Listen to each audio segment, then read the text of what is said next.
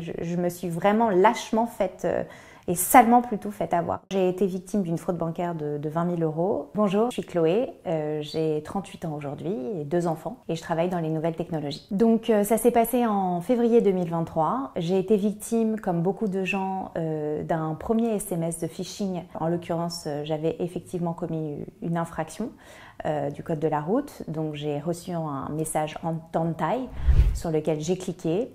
J'ai été redirigée vers une plateforme pour payer ma contravention. J'y ai vu que du feu, j'ai payé ma contravention. Et le lendemain, j'ai été appelée par le numéro de ma banque sur mon téléphone portable, le jour de mon anniversaire, pour me demander de valider un certain nombre d'informations. Il faut savoir que j'ai été mise complètement, évidemment, en confiance. J'y ai vu que du feu. C'était le numéro de ma banque qui m'a appelée. Ils m'ont demandé d'ailleurs de les rappeler. Ça a fonctionné, je suis retombée sur le numéro de téléphone en question. Ils m'ont appelé également le jour de mon anniversaire, ils avaient ma date de naissance. Ils avaient également mon identifiant bancaire qui me sert à me connecter pour justement avoir accès à mes comptes ou valider les transactions. Bref, ils avaient toutes les informations confidentielles qui me concernent. Donc j'ai été contactée par le numéro de ma banque, en l'occurrence du service de conciergerie parce que j'avais une carte premium. Donc j'ai validé des informations. Je trouvais ça quand même un petit peu bizarre, mais j'ai continué à le faire. Et en parallèle, la personne donc, qui m'a piraté, le criminel finalement, m'a dit je vais récupérer votre carte bancaire, je vous envoie quelqu'un, c'est la conciergerie qui va s'en occuper. Donc moi j'étais assez étonnée, mais je me dis bon, c'est un service de conciergerie, effectivement j'ai un service qui permet d'avoir des personnes disponibles 24 heures sur 24. Et comme, encore une fois, j'y ai vu que du feu et j'étais en totale confiance, j'ai laissé une personne récupérer ma carte bancaire le soir de mon anniversaire. J'ai donné mon code à ce moment-là parce qu'ils m'ont dit on va le détruire, etc. Donc j'y ai cru, j'ai donné ma carte bancaire. La personne avait le code, donc en fait il a vidé mon compte en banque. Il y a eu plus d'une dizaine de transactions qui ont été réalisées. À aucun moment, il y a eu le service des fraudes qui s'est activé de manière automatique au niveau de la banque. Et le lendemain matin, en me réveillant, on est samedi matin, à la première heure, j'appelle le service fraude de ma carte bancaire.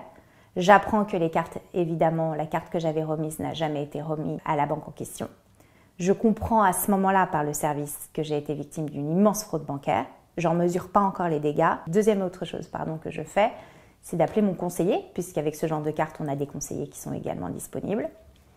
Et là, mon conseiller me dit que j'ai été victime d'une fraude bancaire, me dispute et m'annonce aussi par la même occasion que la même semaine précédemment, un client a été victime d'une fraude bancaire de, pour le coup, 50 000 € et que les clients Infinite, en ce moment, à ce moment-là où je vous parle, donc il y a un an, étaient victimes d'immenses fraudes bancaires puisque les sommes sont beaucoup plus importantes sur les comptes en banque. À aucun moment, ma banque et ce conseiller ne m'a contacté en amont en me disant « Attention, en ce moment, on est victime d'immenses fraudes bancaires sur les clients Infinite. Si un numéro de la banque vous appelle, sachez que ce n'est pas nous. » J'ai appris par la police que c'est extrêmement simple de falsifier les numéros des banques.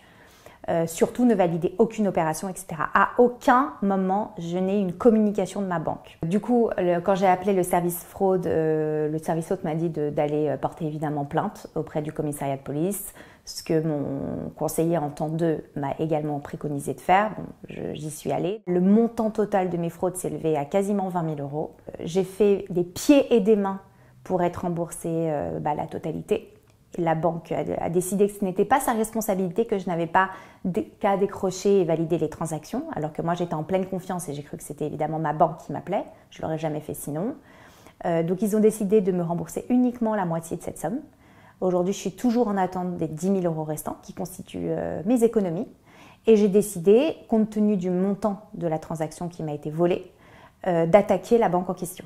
Ça fait maintenant quasiment 1 an et demi que j'ai enclenché des procédures. J'en ai au moins encore pour 2 ans. Aujourd'hui, je veux récupérer mes 10 000 € restants, plus les frais d'avocat qui ont été évidemment engendrés.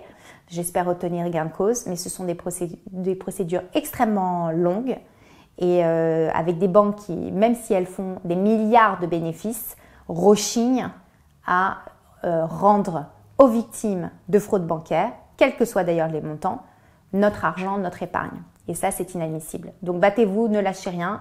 Et si ça vous arrive, Prenez la parole et faites-vous accompagner par des réseaux UFC Que Choisir, 60 millions de consommateurs qui sont à nos côtés et qui sont là aussi pour nous aider à récupérer notre argent, notre épargne.